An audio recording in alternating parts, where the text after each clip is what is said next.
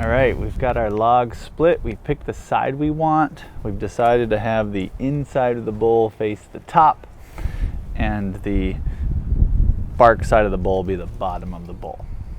One of the things you just saw me do was rinse this off with some water.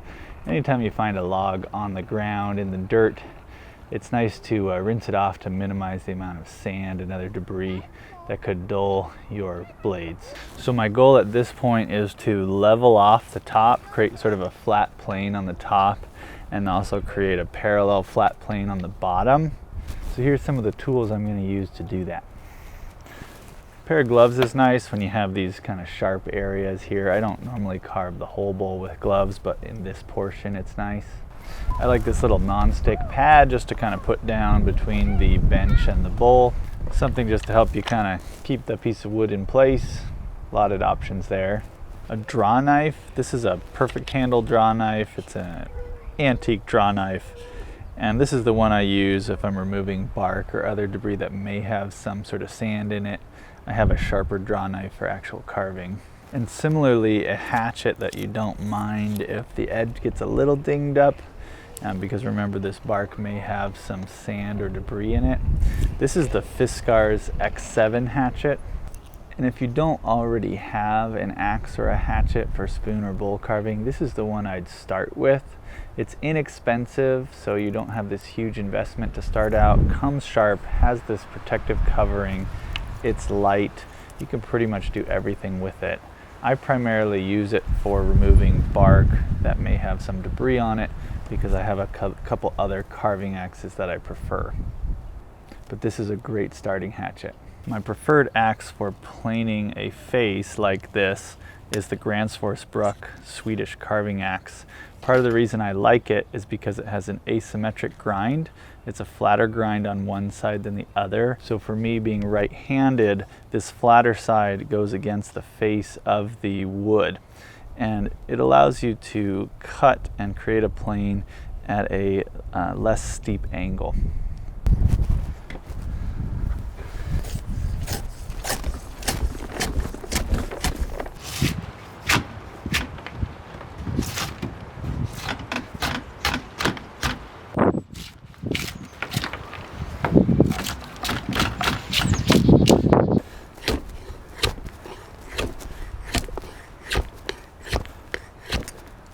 Now that I got the bark off, I'm going to flip it over to the other side and flatten out that plane with an axe. So no matter what axe you're using, the concept of hewing is very similar. You're going to take a series of blows more perpendicular to the grain and then come down parallel to it to knock off those loose pieces of wood and to create a flat plane.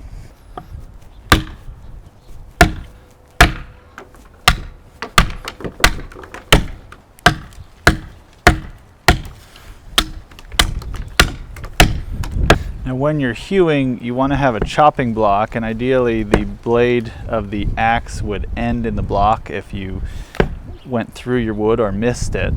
The other thing is, if you offset your body here, that way if you miss the chopping block, you're going to miss your leg.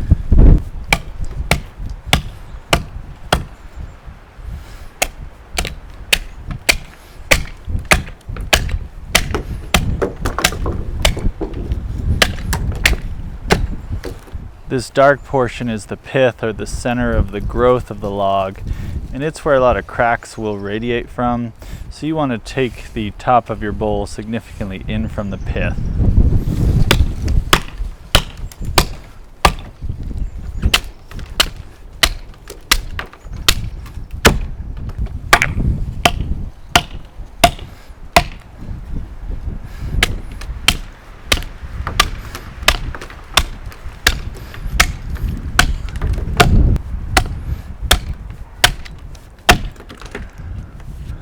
I think you get the idea. I'll cut this here, continue working on this, and come back after it's a little bit more flat.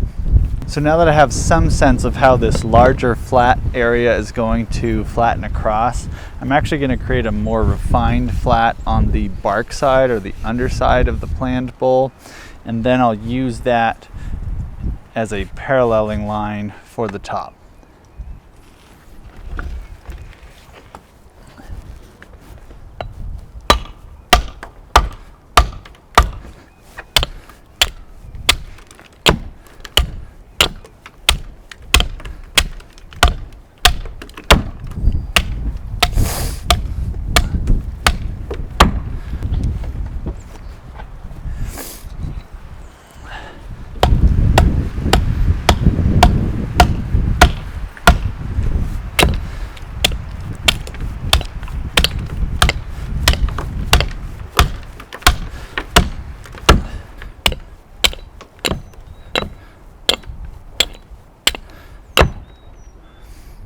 Grab a draw knife and get this nice and flat. So this is a Karlsson draw knife, and this knife I only use once I'm sure there's no more sand or debris on the log. It's kept very sharp. So now that I've gotten it pretty flat, I'm actually gonna finish flattening it with a block plane. Some may think this is kind of overkill, but I found having these flat and parallel prior to starting the bowl, you're just going to get better symmetry in the end.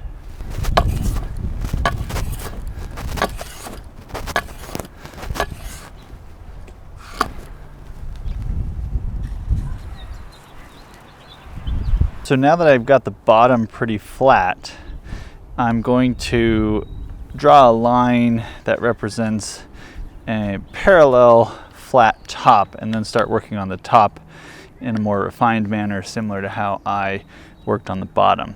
So what I'm looking for first is where the bowl is lowest, because that's going to dictate sort of the tallest point of that the bowl could be.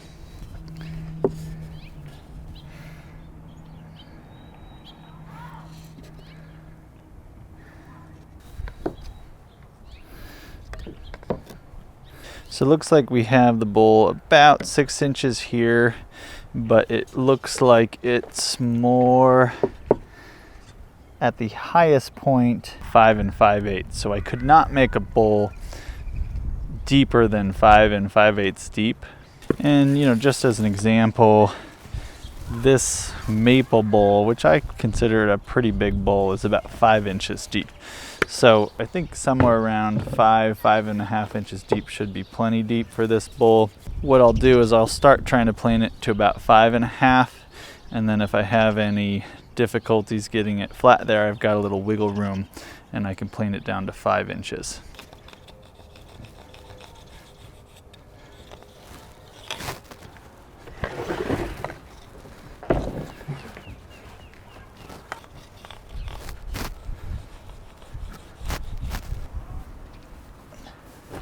So back at the chopping block here, I got to take somewhere around 3/4 to 1/2 inch off this entire thing. Just going to use the same technique. Then I'm going to go over it with the block plane just like I did on the bottom. This part's a bit tedious, so I'll skip this part and I will get you back once I'm done with this.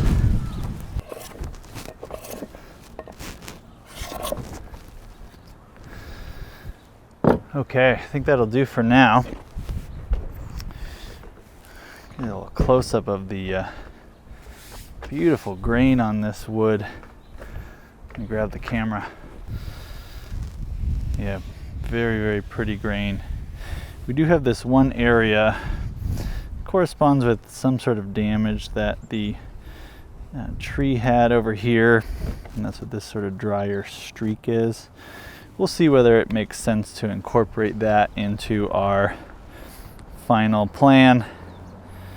But overall, it's this beautiful salmon color, and sort of yellow white as we get towards the sapwood. Ooh, that was a lot of work, but I think we got a really good result. We have a pretty flat top here, flat, relatively parallel to the top bottom, and that's going to give us a really good starting point to draw our design. I have found that working hard to get this point really symmetrical and drawing a good design and sticking to it is the thing that's going to give you the best result in the end as far as symmetry of your bowl.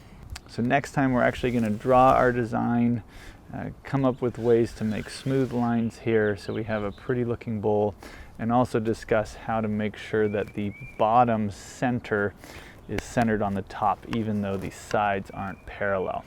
Since I'm all out of time for the weekend, I'm going to store this in a way that will keep it nice and fresh, keep it green, and prevent cracking. And really the sophisticated method that I've found is put it in a trash bag, leave it outside in an area that's going to be shaded the whole time, so maybe in the north portion of your house. And that works really well here in Southwest Ohio in February because it's below freezing most of the day, and so the moisture in here will just freeze and we won't lose any moisture and get any subsequent cracking. If you're enjoying these videos, please give us a like. Please let us know in the comments below. Consider subscribing so you don't miss the next one. It does take a lot of energy to be videotaping and carving a bowl at the same time, so any encouragement would be greatly appreciated. Happy carving, everyone.